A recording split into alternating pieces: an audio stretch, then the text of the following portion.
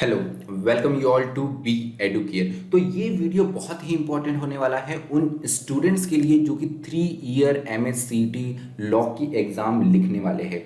आज 2 अगस्त और आज 5 इयर्स जो MSCT लॉ एग्ज़ाम थी, इनके स्लॉट 1 और स्लॉट 2 दोनों ही हो गए हैं।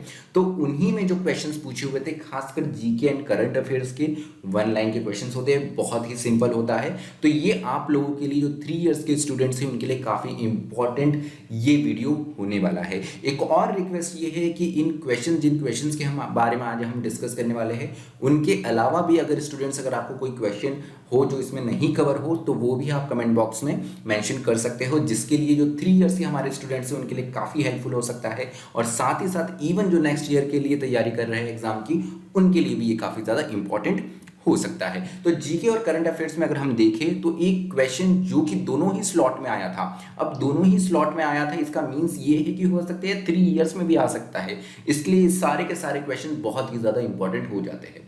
सो क्वेश्चन था, Indian state with highest population density dash. तो इंडिया का कौन सा ऐसा स्टेट है जहां पे हाईएस्ट पॉपुलेशन डेंसिटी है?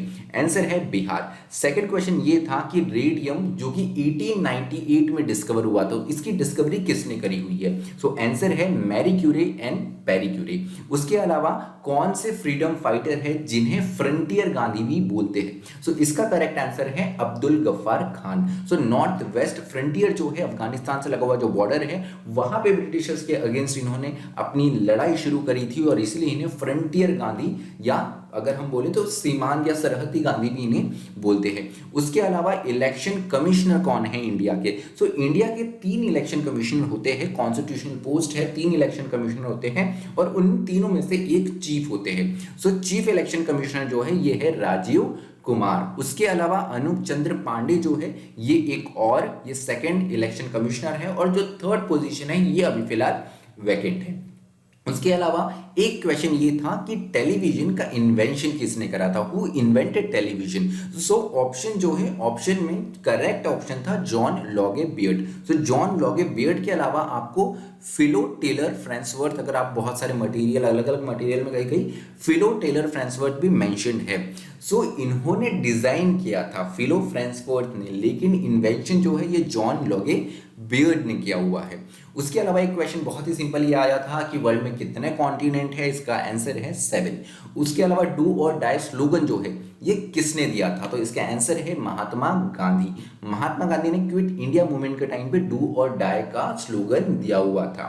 इसके अलावा ये था कि जूल किस चीज की यूनिट है? So joule is the unit of dash. So इसका आंसर है एनर्जी की यूनिट होती है जूल। उसके अलावा एटमॉस्फेयर में अगर हम देखें तो हाईएस्ट गैस कौन सी है? So which gas is highest in atmosphere? Answer is nitrogen.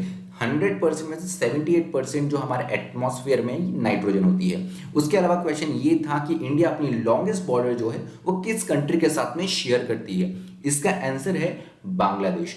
उसके अलावा अगर हम देखें तो कौन सी गैस को लाफिंग गैस भी बोलते हैं? करेक्ट आंसर है नाइट्रस ऑक्साइड, शॉर्ट में से N2O हम लिखते हैं। उसके अलावा कौन सा ऐसा डांस फॉर्म है जो कि जिसमें अर्थन लैंप्स का यूज होता है? ऐसा एक क्वेश्चन था, करेक्ट स्टेटमेंट हमारे पास में नहीं आ पाया, पर इसका एक जस्ट ये आया।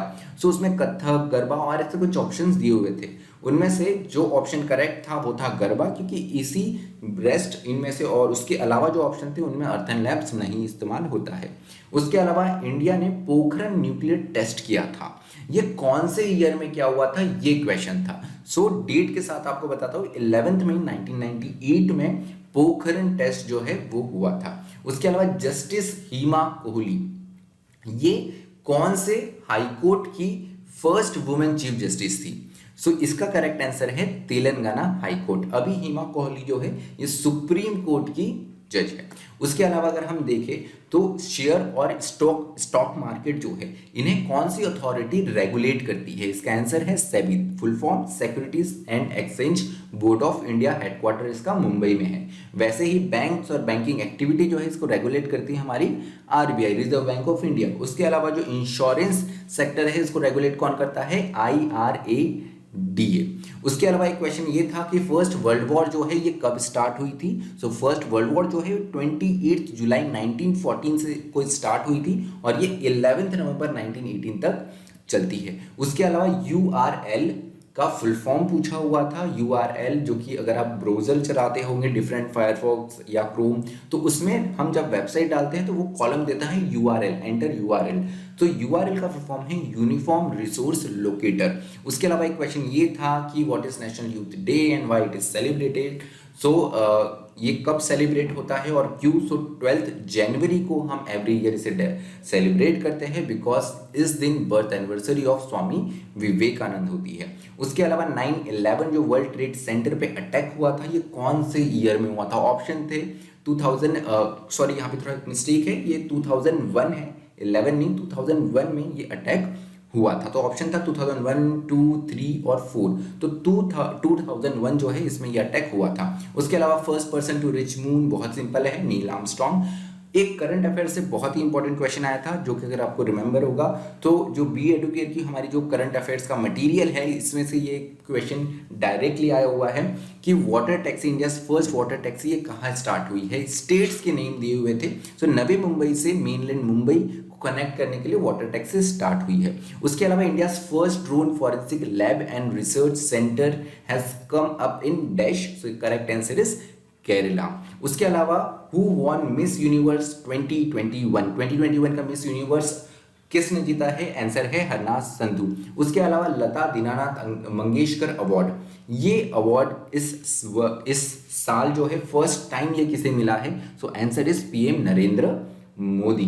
उसके अलावा पिरामिड जो है ये कौन सी कंट्रीज में लोकेटेड है। आंसर इजिप्ट है। उसके अलावा ISI मार्क जो है ये कहाँ मेंशन होते हैं। So answer is industrial and electrical products. उसके अलावा RTI इसका फुल फॉर्म क्या है। इसका फुल फॉर्म है राइट टू इंफॉर्मेशन। आर्टिकल 19 में राइट टू इंफॉर्मेशन को एज अ फंडामेंटल राइट भी रिकॉग्नाइज करा है। इसके अलावा बुक एंड ऑथर पे भी एक क्वेश्चन था कि इंडिया विंस फ्रीडम, ये बुक के ऑथर कौन है। Answer is Abul Kalam Azad. उसके अलावा जो हमारा स्लॉट 1 का एनालिसिस आया था उसमें कुछ क्वेश्चन थे, कुछ के आंसर दिए हुए थे, कुछ के आंसर्स नहीं थे। तो बहुत सारे बच्चों ने रिक्वेस्ट करी इसलिए हमने इसके भी आंसर साथ में दे दिए हैं। तो GST एसेंशियल कमोडिटीज पे कितना होता है। Answer is 5%। एक क्वेश्चन ये था कि अगर 3 लोगों ने बुल्गारी मींस हाउस ब्रेकिंग की है और उनमें से एक ने रेप कमिट करा है, अब सब जितने भी जो 3 पर्सन हैं इन पर दोनों ही ऑफेंस के लिए लायबल होंगे या सिर्फ एक पर्सन जो है यही दोनों ऑफेंस के लिए लायबल होगा। सो करेक्ट आंसर इज जो पर्सन मिस्टर ए ने यहाँ पर बुल्गारी और रेप दोनों किया तो केवल यही दोनों ऑफेंस के लिए लायबल होंगे। बाकी जो 2 है जिन्होंने सिर्फ बुल्गारी करा है ये सिर्फ उसी के लिए यहाँ पर लायबल होंगे। उसके अलावा जनगण मन जो है नेशनल एंथम, इसका ड्यूरेशन कितना होता है। Answer is 52 second. उसके अलावा हेडक्वार्टर कहाँ पर है। ओपेक का, जो ऑयल एक्सपोर्टिंग कंट्रीज है इनका एक ग्रुप है दैट इज कॉल्ड ओपेक। इसका हेडक्वार्टर है वियना ऑस्ट्रेलिया में। एक नंबर सीरीज दी हुई थी 511-47 और (95). इसका करेक्ट आंसर है 23। यहाँ पर अगर आप देखेंगे तो हर डिजिट में *2 और +1 हुआ है। एक और नंबर सीरीज थी जिसमें था 2, 1, हाफ, 1/4, 1/8 डैश। तो इसका करेक्ट आंसर है 1/16। सो आप देखेंगे कि यहाँ पे ये लगभग एक सीरीज में यहाँ पर कम होते जा रहा है। इंटू 1/2 सब दूर हो रहा है। कोडिंग डिकोडिंग में देखेंगे तो रोहित का मोहित है तो SPIJU का क्या होगा। इसका होगा NPIJU, मतलब केवल फर्स्ट लेटर जो है यही चेंज हो रहा है। एनोलॉजी का कोई क्वेश्चन, कुछ क्वेश्चन थे जिससे एल्बो का आर्म होता है तो नी का क्या होगा, इट इज लेग। एनोलॉजी में ही लव का हेट होता है तो रिस्पेक्ट का क्या होगा, दिस इज इंसल्ट। जितने ऑप्शंस थे उन ऑप्शंस में से हमने करेक्ट ऑप्शंस दिए हुए हैं। एक और एनोलॉजी ये था कि 3 का 16 होता है तो 7 का कितना होगा, इट इज 64। लीगल का एक क्वेश्चन था इसी बेसिस पे कि लेजिस्लेटिव एग्जीक्यूटिव है तो अब नेक्स्ट क्या होगा, ये होगी judiciary. 3 pillar of democracy, legislative, executive और जुडिशरी। एक नंबर सीरीज थी 3, 31, 4, 42, 5, 53, 6। अब नेक्स्ट क्या आएगा, इट इज 64। एक क्वेश्चन ये था कि 1 mm और 1 मीटर इनके बीच क्या रेशियो होता है, तो इट इज 1:1000। एक और सीरीज ये थी कि 20, 40, 100 डैश और 820। अब नेक्स्ट नंबर क्या होगा, इट इज 280। एक और सीरीज ये थी कि 12, 13, 12, 11, 13, 12, 14, 13 डैश। सो यहाँ पर दो सीरीज देखे होंगे आप कि पहला जो नंबर है फर्स्ट, थर्ड और फिफ्थ, उसके बाद में सेवेंथ पूछा है। तो यहाँ पर एक सीरीज देखने को मिलेगी कि 12, 13, 14। अब नेक्स्ट क्या होगा? ऑब्वियसली 15। उसके अलावा 5.3 का परसेंट एज ए डेसिमल क्या होगा? सो सिंपल होता है 5.3 बाय 100, आंसर होगा 0.053। एक और सीरीज ये थी कि 7, 12, 19-39, इसका करेक्ट आंसर है 28। सो यहाँ पर सभी को जो कि 3 इयर्स के एग्जाम लिखने वाले हैं on 3rd and 4th of the August 2022, सभी को all the best, good luck पूरी ही बी एडुकेयर फैमिली की तरफ से। उसके साथ में जो बच्चों ने एग्जाम लिख ली है, अगर उन्हें जो क्वेश्चन पूछे हुए हैं जो हमने इस वीडियो में नहीं कवर करे हैं, वो प्लीज कमेंट बॉक्स में जरूर मेंशन करिए, बिकॉज यहाँ पे जो आपके फेलो स्टूडेंट्स हैं, जो कि 3 इयर्स वाले आपके फ्रेंड्स हैं, उनके लिए बहुत ज़्यादा हेल्पफुल हो सकता है। उसके अलावा नेक्स्ट ईयर भी जो बच्चे एग्जाम्स दे रहे हैं, उन्हें भी बहुत ज़्यादा इससे हेल्प हो सकती है। तो 5 इयर्स वालों, अगर आपको ऐसा लगता है कि कोई क्वेश्चन रह गया है, तो ज़रूर कमेंट बॉक्स में लिखकर यहाँ पर सबकी हेल्प कीजिए। Thank you so much for listening me. Stay tuned to B Educare.